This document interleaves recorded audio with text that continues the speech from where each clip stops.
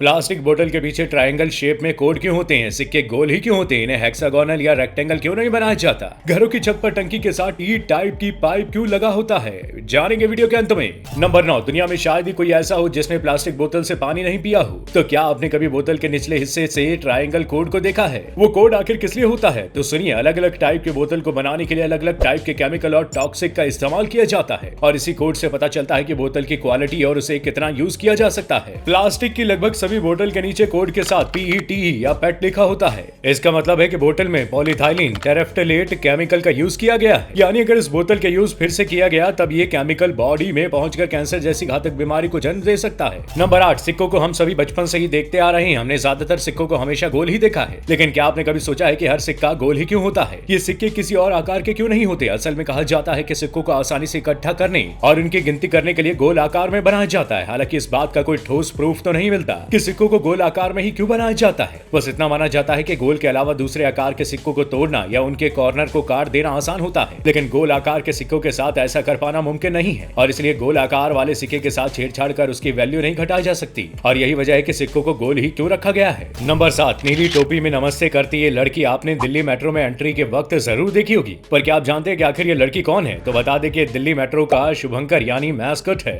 जिसका नाम मैत्री है। मैत्री कैसे दिल्ली मेट्रो का शुभंकर बनी, इसकी कहानी भी काफी दिलचस्प है। दरअसल साल 2012 में इस बच्ची का जन्म दिल्ली मेट्रो में ही हुआ था। ये पहली बच्ची थी जिसका जन्म मेट्रो के अंदर हुआ था। मेट्रो के कर्मचारियों ने सेंट्रल सेक्रेटरीट स्टेशन पर बच्ची और मां को राम मनोहर लोहिया अस्पताल में भर्ती करवाया था, जिसके बाद बच्ची के माता पिता ने उसका नाम मैत्री रखा था, क्योंकि इसका मतलब दोस्ती होता है और ये मेट्रो से मिलता जुलता है। अब शायद आपको इस लड़की को देखकर मैत्री को नमस्ते करने का मन जरूर करेगा। नंबर 6, आज हम आपको एक ऐसे गाँव के बारे में बताने जा रहे हैं जिसके अजीबोगरीब रहस्य के बारे में जानकर आपके होश उड़ जाएंगे। आपको जानकर हैरानी होगी कि दुनिया में एक गाँव ऐसा भी है जहाँ 12 सालों से कोई लड़का पैदा नहीं हुआ। द न्यूयॉर्क टाइम्स के मुताबिक ये रहस्यमय गाँव पोलैंड का मीटसेड्रास्की है। यहाँ पिछले एक दशक से कोई भी लड़का पैदा नहीं हुआ है। गाँव में सिर्फ लड़कियां पैदा होती हैं। बता दें कि इस गाँव में तकरीबन 300 लोग रहते हैं और इसी बात के बारे में जब वैज्ञानिकों को पता चला था तो उन्होंने इस रहस्य पर जमकर रिसर्च किया था। हालांकि काफी रिसर्च करने के बाद भी साइंटिस्ट इस नतीजे पर नहीं पहुंच पाए कि आखिर इस गाँव में दशकों से किसी लड़के ने जन्म क्यों नहीं लिया। नंबर 5, दोस्तों आपने अपने घरों की छत पर पानी की टंकी के साथ एक टी टाइप का पाइप तो देखा ही होगा, लेकिन सवाल ये है कि ये पाइप क्यों लगाया जाता है? क्योंकि ना तो ये पाइप टंकी से जुड़ा होता है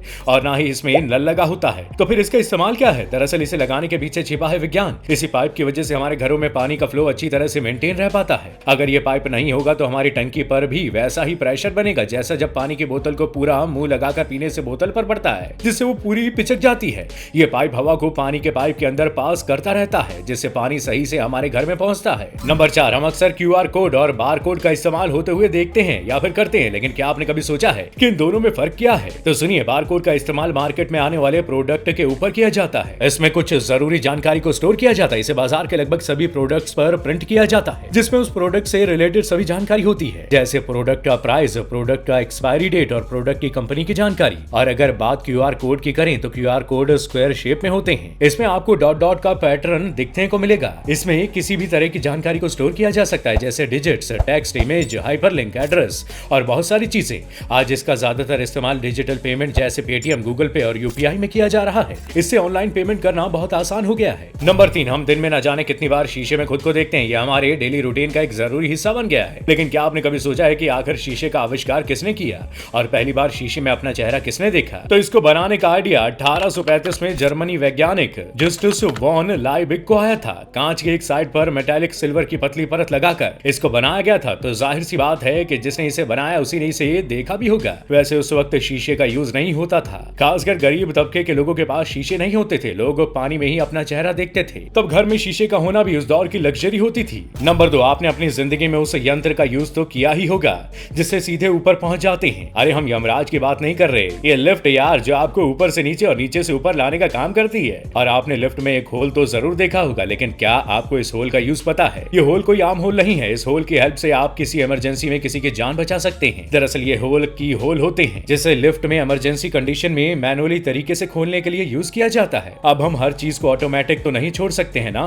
नंबर 1, आजकल रोजाना कोई ना कोई बीमारी हमारे सामने आ रही है। आज हम आपको एक ऐसी बीमारी के बारे में बताने जा रहे हैं जो दिखने में तो आम लगती है, लेकिन ये आपके लिए बहुत खतरनाक साबित हो सकती है। इस बीमारी का नाम है हाइपरहिड्रोसिस। इस बीमारी में बिना किसी मेहनत के आपके हाथों की हथेलियां और पैरों के तलुओं में पसीने आने लगते हैं। लेकिन ऐसा क्यों होता है? वैसे तो पसीने का काम तो शरीर के टेम्परेचर को कंट्रोल करना है। हमारे शरीर में मौजूद स्वेट ग्लैंड पसीने को रिलीज करती है, लेकिन ऐसे मामले में ये स्वेट ग्लैंड ओवर एक्टिव हो जाती है, जिससे ज्यादा पसीना निकलने लगता है। सबसे जरूरी बात तो ये कि आज तक डॉक्टर इस बीमारी की वजह का पता नहीं लगा पाए। खैर, अब आपको इतना तो समझ आ गया होगा कि आपके पैरों के तलवे में पसीना आने का क्या रीजन है। दोस्तों, आज की वीडियो में बस इतना ही। वीडियो कैसा लगा हमें कमेंट करके जरूर बताइएगा। वीडियो को लाइक और शेयर करना ना भूलें और ऐसे ही मजेदार वीडियोस के लिए चैनल को अभी के अभी सब्सक्राइब जरूर कर लें।